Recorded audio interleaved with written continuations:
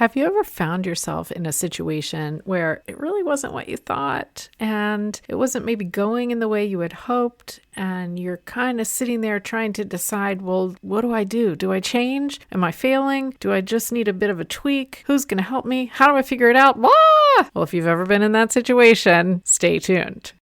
What if there are things we never had the opportunity to learn? We've all been to school or training, but there are things they never taught us that actually make a powerful difference in life. I'm here to share with you all the pieces you've been missing: mindset, health, success, and more. And we'll all learn together from guests along the way. We may not have learned it the traditional way, but oh my goodness, let's keep learning how to do things differently.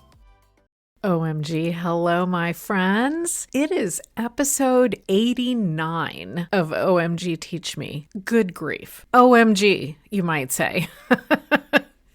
So I've been hinting for a couple weeks now that something big is coming. So today's episode is going to be all about what to do when things don't go as you imagined. And yes, I will tell you what is coming and what the big news is. And I'm also going to tell you why, because I think we can all apply this to so many situations we find ourselves in. So first of all, thank you for listening to this episode of OMG Teach Me and to any episodes that you've listened to. Over the past, I guess, year and a half plus a bit, we launched in May of 2023. Over that period of time, this podcast has had consistent growth. When I started, I had taken a little e-course about podcast, and I learned that I needed a mic, and I learned what a podcast hosting platform was, and I learned a few other basic things like that. And then I jumped in, and I will still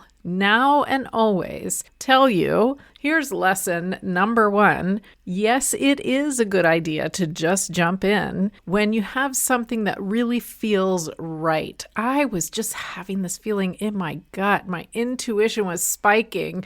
I was getting signs all over the place that this would be a way that I could share some of the amazing lessons I had learned over the past few years of reinventing myself, and also help other people to be able to share, to create that platform. And I have done that, and I am thrilled with whichever of those episodes you enjoyed. Now, over that period of time, we have had consistent growth. The numbers consistently are rising. And in case you're not a podcast nerd like me, and you don't realize, downloads is one of the most looked at measures, I think is the word I'm looking for podcast growth. And my download numbers, which I track every month, are growing. We also can see how many plays. Now, we can't see who, don't worry. We can't see exactly when. We can see which countries in the world there are people listening in. We can see which episodes have the most downloads. We can see the number of plays and whether they're going up and down. So consistent growth in downloads and consistent growth with a little bit of up and down in plays, and certainly a very cool reach around the world. If you are not in the US, Canada, or UK, which are the top 3 countries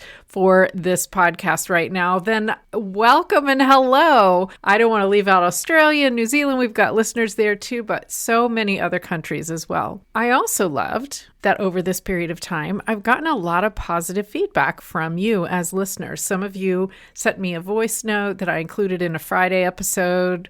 I was doing those for about 6 months, and that was fun. Some of you have dropped me a note on social media, on mostly Instagram or LinkedIn. Some of you I have seen in person at various networking events, and you have mentioned to me that you have enjoyed the podcast. I had someone come up to me at a large industry event and say that you love the podcast, and that was amazing. So positive feedback is wonderful. And I, goodness sakes, am thankful to have met so many fascinating guests on this podcast. We have talked about everything from equine therapy and therapy dogs to how to sleep better and how to look more stylish and why you need to get dressed and how to think about money and everything in between. Lots of different ways to understand yourself, relationships, just everything. And all those episodes will still be there, by the way. So fascinating guests. Thank you. And what I have gathered out of all this that is a positive thing is I can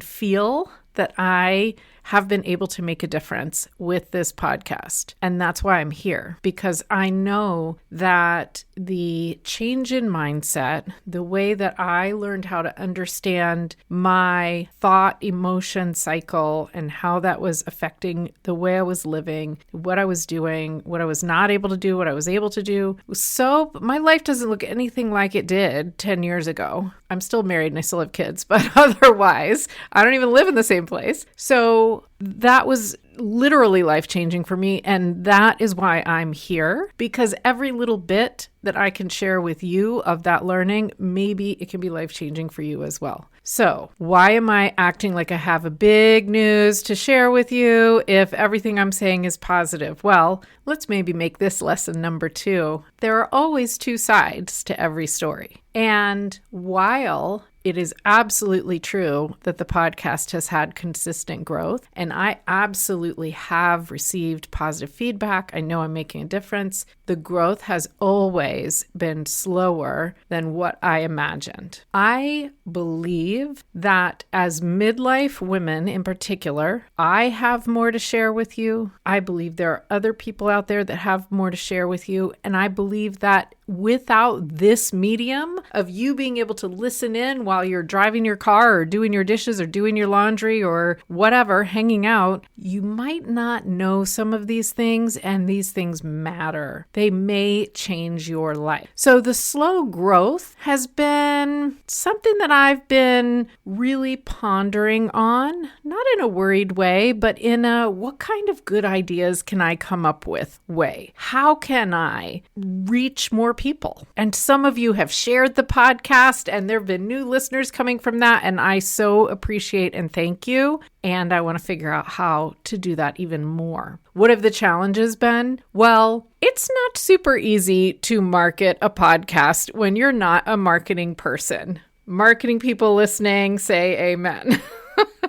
So I have done social media for a long time. I enjoy being on Instagram. I dabble in the others, certainly. Maybe you're following me there, which I appreciate. And to get someone from Instagram to listen to the actual podcast episode is a leap. And I think you, as a listener to this episode, probably understand that. It's a whole nother app. You got to go somewhere else. You got to allocate 20, 30, 40 minutes as opposed to just watching reels and things like that. So it didn't feel like the total solution. So what was the solution going to be? And here is lesson number 3. Be open to ideas that you might come across, to solutions that might present themselves, to people who might have ideas, because you never know. And as I was pondering this, how was I going to grow? How could I reach more people? I know I can make a difference for more people with this message, with this podcast, with my coaching. As I was pondering that, I went to a podcast conference this summer and I saw Courtney Elmer speak. And then I came back home and went about my business. And then I saw Courtney do a free webinar about growing and marketing a podcast. And she was speaking from a psychological perspective, which if you've listened to any of this, you probably know I find fascinating. How the brain works, what speaks to us, what draws our attention. Fascinating. And then I saw that she was taking on clients for a 6-month launch or relaunch podcast program. And so this was over a period of 3 or 4 months that I was taking in this information. I was trying to decide what would I do. And I realized, let's go for it. So I've been working with Courtney Elmer and her pod launch program. And here is the next thing I learned. If you put something out in the world and people can't tell what it's for, who it's for, or what it is right away, then it's not going to grow to anywhere near the extent it would if that was totally clear. What it is, who it's for, what it's for. And even though I love the name OMG Teach Me. And again, you hear me say, oh my goodness, all the time. I love the phrase, oh my goodness, because it feels like what people say when they're being sort of happily optimistic and going through life with a bit of wonder. I have this vision of someone kind of skipping along the sidewalk, learning new things in a happy way. And maybe that sounds silly, but to me, the joy in that, in the oh my goodness, wow, is a piece of life that I always want to be able to hold on to. So I love the name OMG Teach Me. I love the idea that we get to learn new things. And as you know, I was a teacher. However, here's what's happening with the name OMG Teach Me. People are seeing it and they think it's for teachers, or they think it's for students to help them in school. And if in that split second it doesn't make sense, they move on. So I'm not communicating clearly what this is, who it's for, and why it matters. And the funny part about that is I complain all the time about businesses and websites who use a name that doesn't make sense. There is a very big, what will we call it, home decor website that starts with a W that I order from, certainly enjoy, have had great experience with, and have always thought the name didn't make any sense. The name doesn't have anything to do with furniture or home decor. Why would they choose that name? And so they, I would imagine, had to do quite a lot of advertising so that we would now recognize that name. On the other hand, if you name a store Home Goods, for example, we know what's in that store, right? World Market, we know what's in that store. So I have said this so many times, but here's the next lesson. We don't always see our own stuff the way we would if we were outside the situation. And I'm sure this has been true in your life at some point or another. We don't always see the change we could make, or the mistake we may have made, or the pivot we need to make. Let's not even call it a mistake, pivot, because we're in the middle of the situation. Sometimes we need a friend, an outside observer, a coach, a mentor to say, hey, you know what? This might be part of the issue. And so, in spite of starting my relaunch plan and saying I absolutely am not going to change the name, I'm going to change the name. And I'm going to change the name because I want to be able to communicate, as I said, what this is, who it's for, why it matters. Because if I'm not here to be able to speak to more people and change more lives, then what am I here to do? So I've evaluated, I've made some decisions, I'm taking some action. And the cool part of this is, here's your next lesson, it's not about failure. This is a successful podcast. I think we're in the top 40% of all podcasts now. That's cool. And at the same time, even, let me just say this, because the word failure is so heavy with meaning, isn't it? Even if it had been something I might label a failure, okay, pivot. That's a nice phrase too. Okay, pivot. So many people out there who've written books, who have well-known podcasts or movies or anything, they started, they pivoted. They went again, they pivoted. They went again, they pivoted. So I started looking at what could I change? Who am I talking to? What are people actually looking for? And who am I excited to talk to? Because here's the challenge we face as life coach, mindset coach, people helping people kind of professionals. The challenge we face is it's really hard to say, I only help this one group of people, because I know, and you know, if you are in a similar profession, that we could help lots of people. So why would we leave any of them out? It feels bad to leave them out, right? We could help anyone. But again, the reality is we have to be able to communicate quickly, right away. Who is this for? Why does it matter? What is it about? And so I decided that the people that are just in my heart to speak to are midlife women. I am in my 50s. You may be in your 40s, your 50s, your 60s. It doesn't really matter the number. There is a period of life where we have achieved something in our profession. You have had success in your job, or you have raised your kids, if that was your focus. And now you're in a transition, and your body might be kicking your butt a little bit. because we can't deny that that's not going on. And that just adds to the complication of this period of time. And the world is judgmental, maybe about our appearance, maybe about our usefulness, or we are judging ourselves because we get caught in the comparison trap. And it doesn't have to be like that. So you are my people, midlife women. And I then took a look into the data. What have been the favorite episodes over this 1.5 year period? What is the pattern that I could see there? And what does that look like? It looks like movement, healthy bodies we feel good about, and mindset. And so it's walking, it's gut health, sleep, moving your body in midlife. It's style and why we want to get dressed every day, how to boost our confidence, raising your vibration, gratitude, money mindset, self-talk, bouncing back from burnout, using fun to overcome doubt. There is just an overarching theme in there about feeling so confident and worthy in midlife that when we step out of our door, either literally or online, to start our day every day, we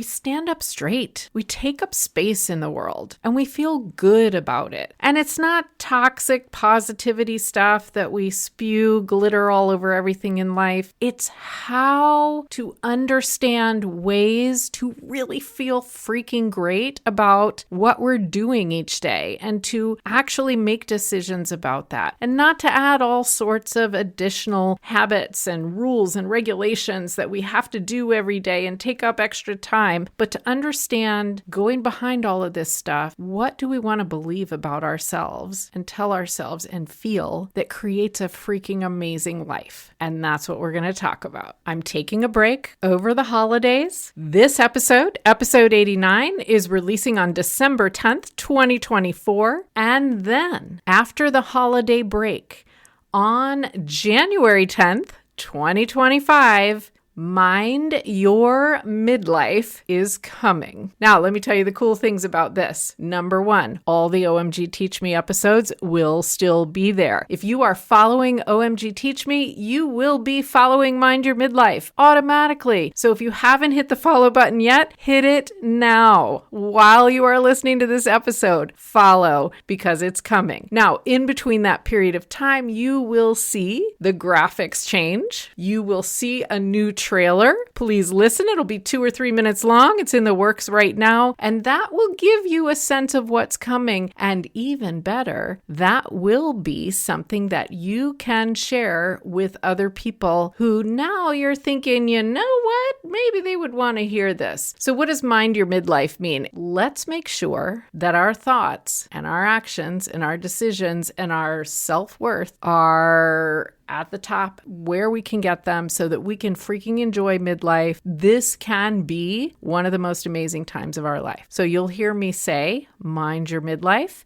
Confidence and success, one thought at a time. We're not going to add a whole bunch of extra stuff that you have to do in your day. We're going to understand where the emotions come from, where some of the things we worry and stress over come from, and how to change that. And I will be doing plenty of episodes for you using my life and mindset coaching background, and I will have some guests on as well. Now, on January 10th, we have 10 launch episodes coming out. You can binge to your heart's content. I'm excited for you to do that. And then it will be, as it always has been, a weekly podcast going forward. Now, if anybody's checked their calendar, January 10th is a Friday. So this podcast is moving from every Tuesday to every Friday, starting in January. And I hope it becomes something that you can enjoy maybe while you're eating your lunch on Friday, or maybe while you're out taking a walk or driving home from work or looking forward to the weekend, because I want this to be a positive thing always. So starting January 10th, every Friday, Mind Your Midlife, confidence and success, one thought at a time. And let's wrap up with this. I would love for you to be involved in this launch. It is going to be exciting. There is going to be all sorts of stuff happening. So go to CherylPFisher.com/launch, and that link will be in the show notes. Make sure you know how to spell Fisher and join me to make sure that you don't miss a thing about what's going on with the launch of Mind Your Midlife. Have a wonderful holiday season. Merry Christmas, Happy Hanukkah, Happy New Year. Can't wait to see you January 10th.